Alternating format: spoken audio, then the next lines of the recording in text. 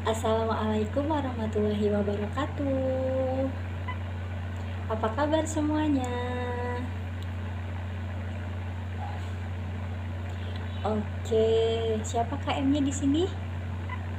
Oh iya, Raffi. Sok boleh ya dipimpin dulu berdoa. Oke, istidah dan ikrahu duaan. A'udzu billahi minasyaitonir rajim. Bismillahirrahmanirrahim. Rabbi zidni ilman warzuqni fahma birahmatika ya arhamar amin.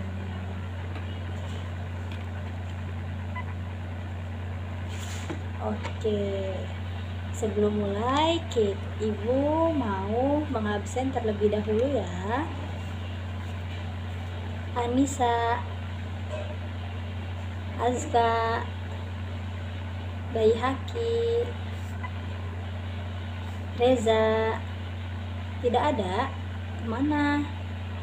Oh, sakit. Ya, cepat sembuh ya.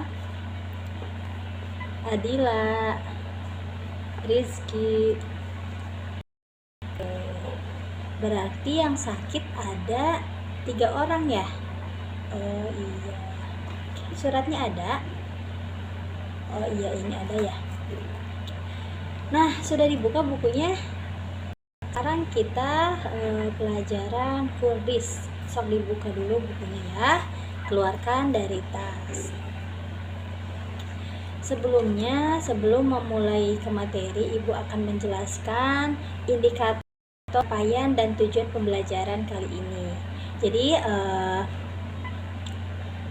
materi kali ini yaitu Al-Quran dan hadis dengan indikator mendefinisikan pengertian Al-Quran, menjelaskan pengertian hadis, menyebutkan fungsi-fungsi hadis dan juga fungsi Al-Quran. Tujuannya apa? Untuk meningkatkan kecintaan peserta didik terhadap Al-Quran dan hadis.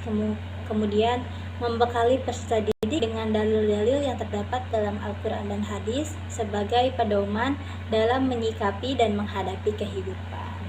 Oke, semuanya sudah siap? Nah, buka bukunya halaman 3 ya. Nah, ada di sini tentang Al-Quran dan hadis sebagai pedoman hidup umat manusia. Ada yang tahu Al-Quran itu artinya apa? Ayo, siapa yang mau ngacu? Coba Fatina, apa?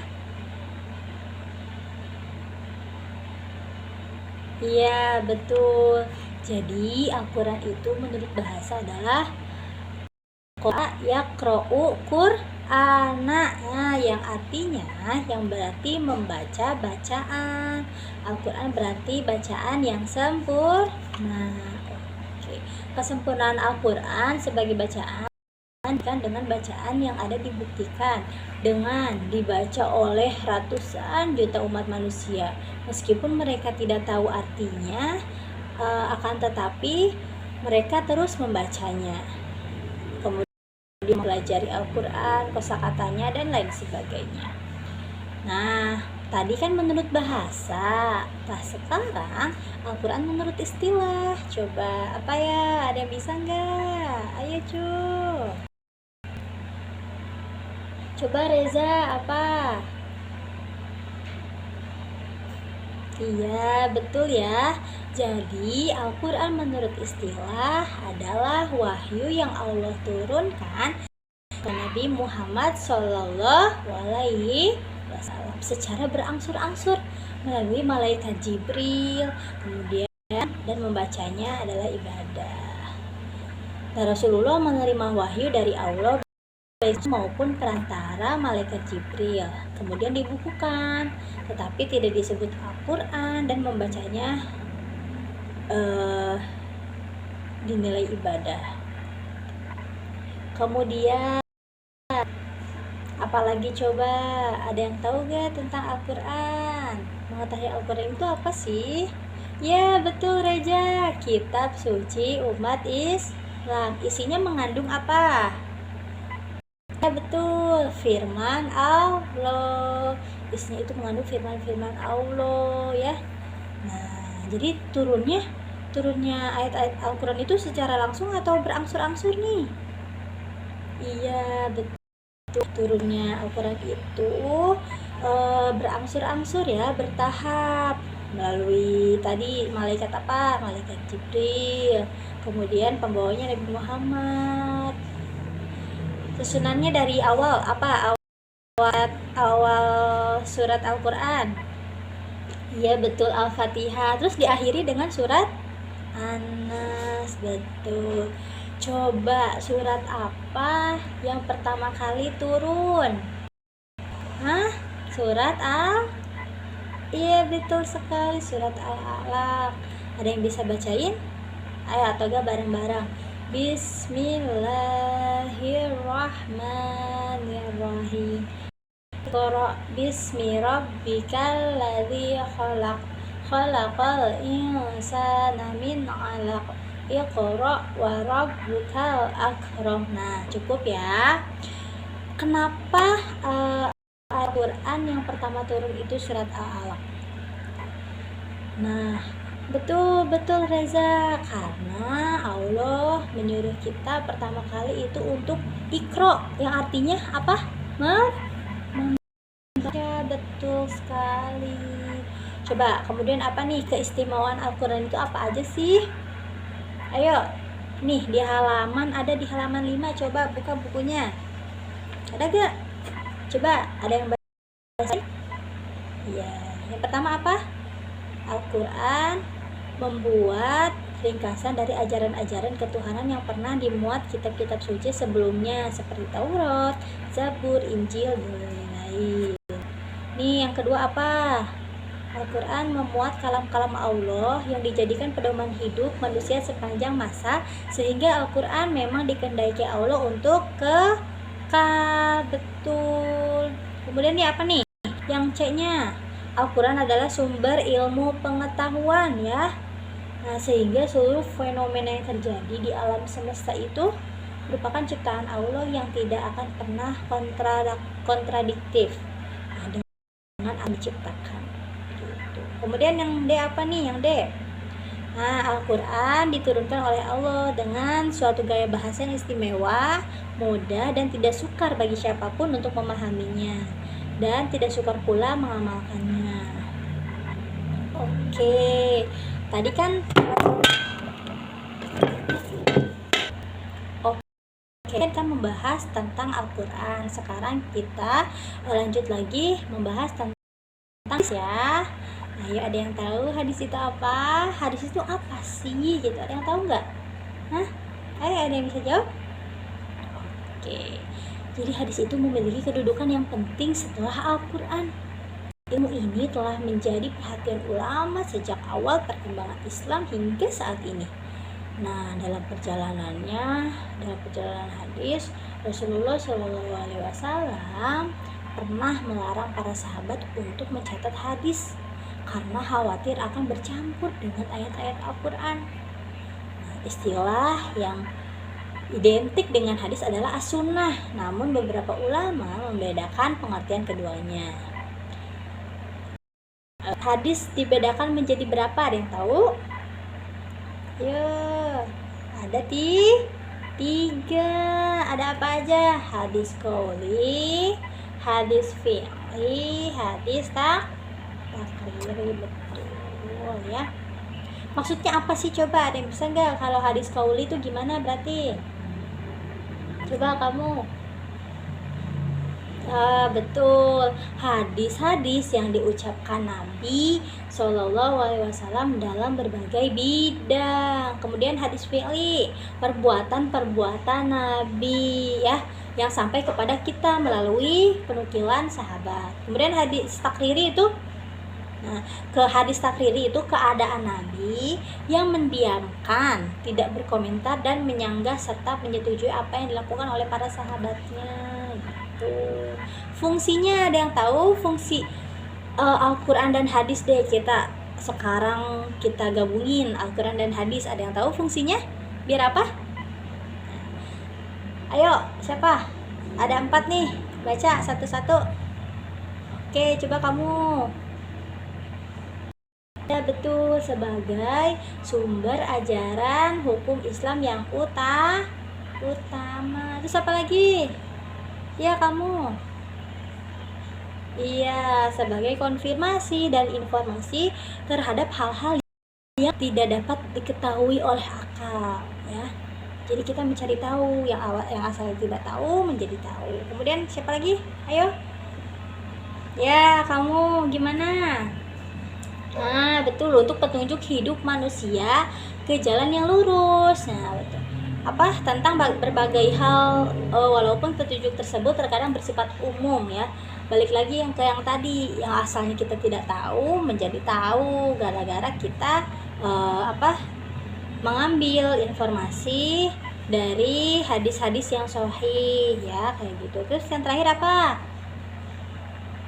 Iya, betul, sebagai pengontrol dan mengoreksi terhadap ajaran-ajaran yang ada di masa lalu, yaitu Injil, Zabur, dan Taurat. Itu ya.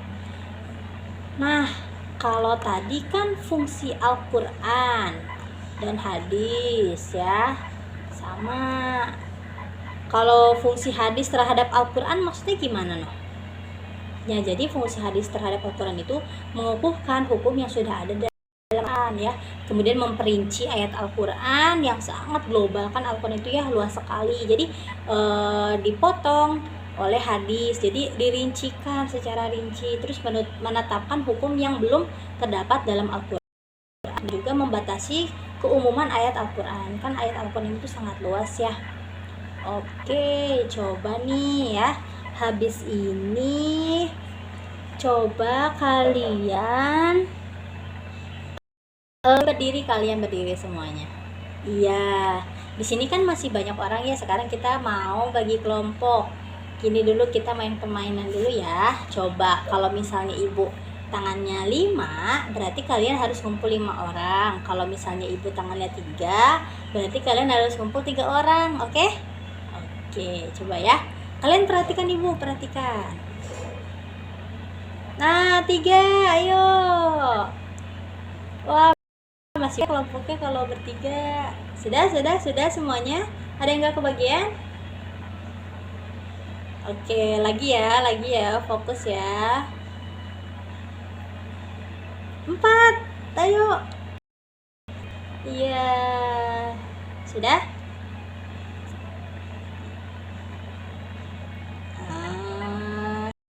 So 7. Nah, oke, sudah ya. Mau 7 atau mau 6 nih per kelompoknya? 7 aja udah ya, udah pas. Jadi ada 4 kelompok ya, berisikan 7 orang. Oke, jadi kalian tugasnya yaitu ya,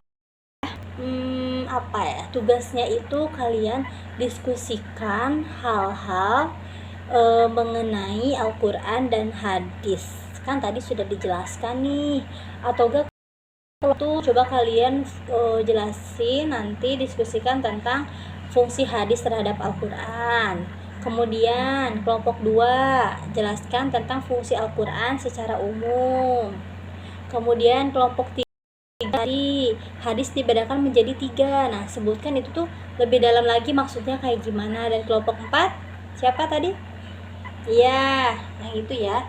Apa saja keistimewaan yang ada di dalam Al-Quran, nanti sebut. Oke? Ibu beri waktu ya sampai 10 menit.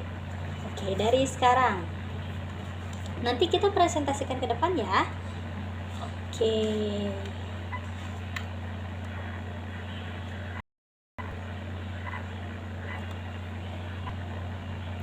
Oke ya. Sudah? Coba kelompok 1 ke depan. Ayo, ye, kasih tepuk tangan. Oke. Ya, betul. Oke, terima kasih. Selanjutnya kelompok berapa? Kelompok ditunjuk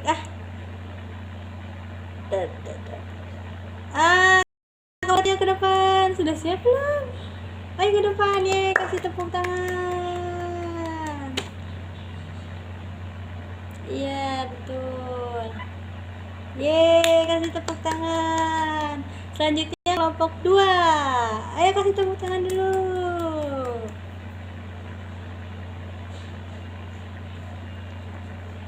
Yeay, sudah. Terakhir kelompok berapa nih? 3. Ayo kelompok 3 ke depan dong. Oke. Semuanya sudah ya. Oke, kita ambil kesimpulan dulu nih. Nah, nanti PR-nya itu buka halaman 8. Nanti ini ada apa? Mencari nama Al-Qur'an dan juga artinya tuh apa. Kemudian bawahnya peristiwanya apa, keterangannya ini apa. Al-Qur'annya itu surat surat apa?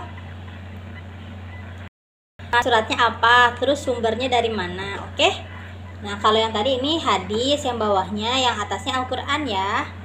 Oke, berarti kesimpulannya apa? Coba, ayo ada yang bisa bikin kesimpulan dari hasil yang sudah kita bahas? Oke, jadi ya diulangi lagi ya. Al-Quran menurut Islam adalah wahyu Allah yang diturunkan kepada Nabi Muhammad secara berangsur-angsur malaikat Jibril. Kemudian hadis itu apa? Kalau hadis adalah as-sunnah ya. Apa coba? Apa? Amalan-amalan atau perbuatan yang dilakukan Nabi ya. Hadis ini diambil dari amalan, perbuatan, tadi apalagi? Ucapan ya, gitu. Terus hadis membedakan menjadi berapa? Tadi iya betul, 3. Ada hadis qauli, ada hadis fi'li, dan hadis takriri. Tadi fungsinya ada ya, sudah disebutkan. Tadi juga kalian sudah didiskusikan, sudah bagus. Oke, good job. Semangatkan terus ya belajarnya. Jangan lupa belajar di rumah. Semangat terus semuanya. Dan jangan lupa mengerjakan PR, oke? Oke. Semangat terus ya belajarnya. Coba sekarang KM pimpin dulu berdoa untuk pulang. Istidah iqrahu du'aan. A'udzu billahi minasyaitonir rajim. Bismillahirrahmanirrahim. Wal asri innal insana lafi khusri illal ladzina amanu wa amilus wa tawasau bil haq wa tawasau bis sadaqahul. Oke, memberi salam. Assalamualaikum warahmatullahi. Oke, waalaikumsalam warahmatullahi wabarakatuh. Berarti pertemuan sama Ibu cukupkan sekian ya. PR-nya akan dikumpulkan di minggu depan. Terima kasih. Wassalamualaikum warahmatullahi wabarakatuh.